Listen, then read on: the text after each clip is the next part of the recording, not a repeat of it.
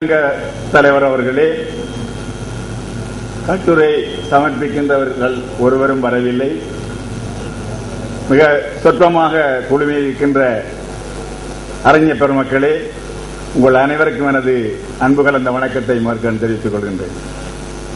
என்னுடைய கட்டுரை தலைப்பு கிழக்கிழங்கை மக்களின் பண்பாட்டு பாரம்பரிய சடங்கு முறைமை பற்றிய தேடல். கிழக்கிழங்கை என்னும் போது திருகோணமலை, மட்டக்களப்பு, அம்பாறை ஆகிய 3 மாநிலங்களையும் கொண்ட ஒரு பிரதேசமாக இருக்கின்றது. இப்பிரதேசத்தின் பண்பாட்டு பாரம்பரியத்தை பற்றிய சடங்குகள் பற்றியே இந்த கட்டுரை அமைகின்றது. மகாவலி கங்கையின் ஒரு கிளையான வெறுகல் கங்கை பேராறு தொடக்கம் தெற்கே கும்கனாறு வரையும் பறந்து நீண்டு கிடக்கும் இந்த மாநிலங்களின் தனிப்பட்ட பண்பாட்டு பாரம்பரியத்தின் தனித்துவம் பொருந்தியதாக விளங்குகின்றது. சுமார் 130 மைல் நீண்டு கிழக்கு மேற்காக முறையே நெய்தலும் மருதமும் முல்லையும் குறிஞ்சியும் அணிவர அமைந்து 70 மைல் அகன்று கிடக்கும் இம்மாநில பாரம்பரிய கலைகள் மிகச் சிறப்புமிக்கதாகும்.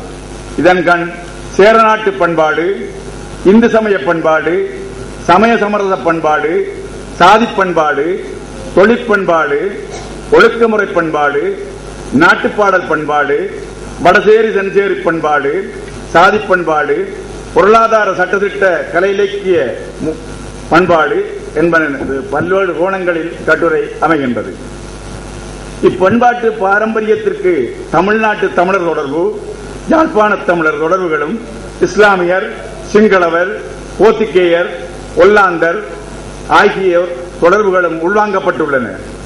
கோணேசர் கல்வெட்டு, வீரமணி செப்பேடு, முக்குவர் ஏற்பாடு, மாகோன் ஏற்பாடு, கண்டியரசன் ஏற்பாடு, தேசவளமை பக்திகள், கோணேசர் அந்தாதி, மட்டக்களப்பு மான்மியம், மட்டக்களப்பு தமிழகம், வசந்தன் கவித்திரட்டு, மாகோன் வரலாறு, குளக்கோட்டன் தரிசனம், மாநில உபகதைகள், எண்ணெய் சிந்து, கண்ணகி வளைக்குறை ஆகியவை எமக்கு கட்டுரை ஆக்கத்திற்கு துணை புரிகின்றன.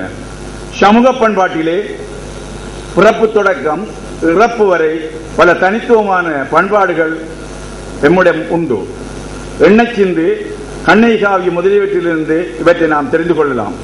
சாதி பண்பாட்டு பாரம்பரியத்தை பூர்ணமாக அறிந்து கொள்வதற்கு குலக்கல்வெட்டு, பெரிய கல்வெட்டு, பங்குகூறும் கல்வெட்டு, நாதன் கல்வெட்டு, ஓடி கல்வெட்டு, சீர்வாதபுர வரலாறு, முக்குவர் வன்னிமை, திருப்படை களஞ்சியம் என்பன நமக்கு உதவி செய்கின்றன. சமய பண்பாடு பார்க்கும்போது கண்ணகி வழிபாடு, பதனமார் வழிபாடு, முருக வழிபாடு, சிறுதெய்வ வழிபாடு ஆகியவற்றுடன் சமய சடங்குகளையும் சர்க்கரை அமுது, தன்னிச்சோத்து பள்ளியம், பைரவர் மடை ஆகியவற்றையும் குறிப்பிடலாம். அத்தோடு இஸ்லாமிய, கிறிஸ்தவ, பௌத்த வழிபாடுகளும் நமது பண்பாட்டு பாரம்பரியம் எந்த அளவு பாதிப்பினை ஏற்படுத்தியுள்ள என்பதை நாங்கள் கண்டுகொள்ளலாம்.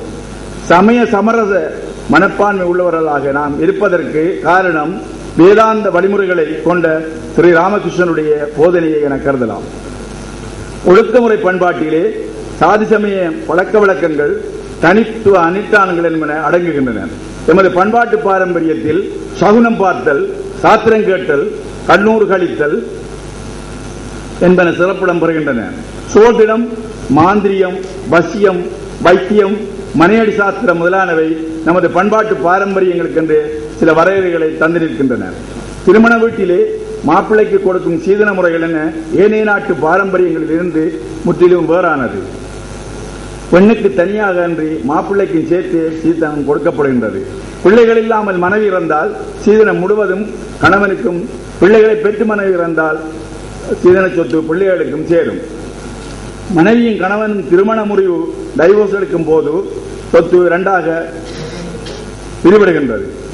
ஒரு திருமணத்தை நடத்தி முடித்தால் பெண் வீட்டாரை மகளுக்கு வீடு வளவு, தோட்டந்திரவு முதலியவற்றை கொடுப்பதோடு மாப்பிள்ளையை சீதன வீட்டிலே வைத்துக் கொண்டு 6 மாதம் சாப்பாடு கொடுக்கின்ற வழக்கமும் உண்டு. தமிழ்நாட்டில் திருமணம் முடிந்ததும் மணமகள் மாப்பிள்ளை வீட்டுக்கு செல்ல முறை உண்டு. சில சந்தர்ப்பங்களில் வீட்டோடு மாப்பிள்ளையாக பெண் வீட்டில் இருப்பதும் தமிழ்நாட்டிலே நடைமுறையில் உள்ளது.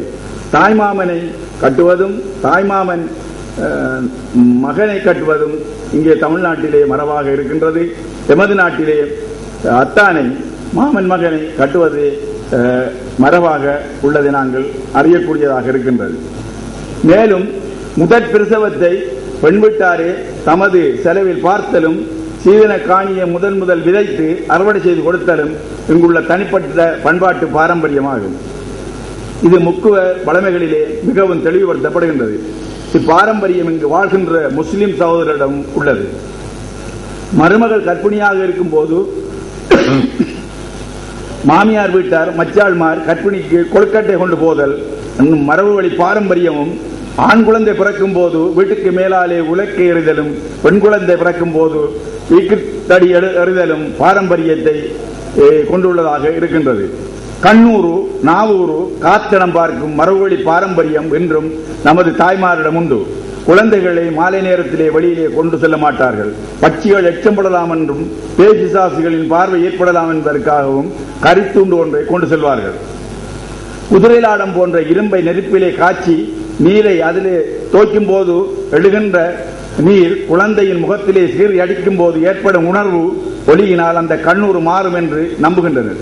இதற்காக இரும்பினை அடுப்புக்குள் போடும் போது கண் சிரட்டை, செங்கல் துண்டு, மண் அல்லது முச்சந்தி மண், முக்கூரை, வைக்கோல், காய்ந்த மிளகாய், உப்புக்கள் போன்றவற்றை சேர்த்து போடுவர். கண்ணூறு நாவு ஏற்படாமல் இருப்பதற்காக குழந்தையினுடைய முகத்திலே சிறிய கருத்த பொட்டு ஒன்றை வைப்பார்கள். அதற்கு மிஞ்சி கண்ணூறு ஏற்பட்டு விட்டால் திருநூறு ஓதி கொடுத்தல், தண்ணி ஓதி கொடுத்தல் என்பன நடைமுறையிலே உள்ளன. இனி தனித்துவமான பாரம்பரிய கலை இலக்கிய சிறப்புகளை நோக்கலாம். அதிக அளவு பாரம்பரிய கலை இலக்கியங்களை நாம் கொண்டுள்ளோம். கிராமிய கலைகள் மூலம் மக்களது உண்மையான உழைப்பாங்கினையும் நடைமுறை பண்புகளையும் அறியக்கூடியதாக உள்ளது. இக்கிராமிய கலைகள் எவ்வாறு மக்களது வாழ்க்கையுடன் பிணைக்கப்படுகின்றன என்பதையும், இயற்கையோடு ஒட்டி வாழும் உள்ளத்தையும் பண்பினையுடைய மக்கள் உணர்ச்சியை எவ்வாறு இவை பிரதிபலிக்கின்றன என்பதையும் கண்டுகொள்ளலாம். பாரம்பரிய கலைகளிலே மிகவும் சிறப்பாக கூத்து, பரமேள கூத்து, மகிடி கூத்து, வசந்தன் கூத்து, குரவை, கும்மி, கரகம், காவடி, கொம்பு முறிப்பு ஆகியவற்றை குறிப்பிடலாம். பண்பாட்டு பாரம்பரியத்தின் சிறப்பு இயல்புகளில் சிறப்பிடம் பெறும் கலைகளிலே கூத்து பற்றி முதற்கண் நாங்கள் நோக்கலாம். இருவகை கூத்தின் இலக்கண மருந்து என தொல்காப்பியர் குறிப்பிடும் போது கூத்துக்கள் பற்றிய ஆடல் வகைக்கு உரை எழுதிய அடியார்க்கு நல்லாரும் உரையாசிரியரும் இருவகையான அகக்கூத்தென்று எழுதியுள்ளனர். உரையாசிரியர் மேலும் வசைக்கூத்து, புகழ்கூத்து, பேத்தியல், பொதுவியல், வரிக்கூத்து, வருசாந்தி கூத்து, சாந்தி கூத்து, வினோத கூத்து, ஆரியம், தமிழ், இயல்பு கூத்து, தேசி கூத்து, அகக்கூத்து, புறக்கூத்து என்று 14 வகையான கூத்துக்களை பற்றி அங்கே குறிப்பிட்டிருக்கிறார். அவற்றிலே ஆரியன் தமிழ் என்னும் இருவகை கூத்துத்தான் என்று எஞ்சியுள்ளன. இவைதான் என்று வடமோடி, தென்மோடி என்று அழைக்கப்படுவது. மோடி என்பது பகுப்பு, வகை, பாணி என்ற பொருளிலே வரும். பாணியன் போது ஸ்டைல் என்று நாங்கள் அதை கூறலாம். யாழ்ப்பாணத்திலே வடமோடியை கர்நாடகம் என்பதும் தென்மோடியை நாடகம் என அழைப்பர். மன்னாரிலே வடவாங்கு, தென்பாங்கு என கூறப்படுகின்றது. கிராமப்புற மக்களின் கலையாகிய கூத்து பார்ப்போர்க்கும் கேட்போர்க்கும் இன்பமூட்டம் உள்ளதாக உள்ளது. விலாசம் என்கின்ற இன்னொரு வகையான கூத்தும் வழங்குகின்றது. இக்கூத்து வடமோடி தென்மோடி இரண்டும் கலந்த நாடக பாங்கிலே டிராமா ஸ்டைலிலே கூத்துகள் நடைபெறுகின்றன. சமய சடங்குகளின் அடியாக தோன்றிய கூத்து பூர்வீக சமூக அமைப்பு மாறும் போது பொழுதுபோக்குக்குரிய கலையாக மாறி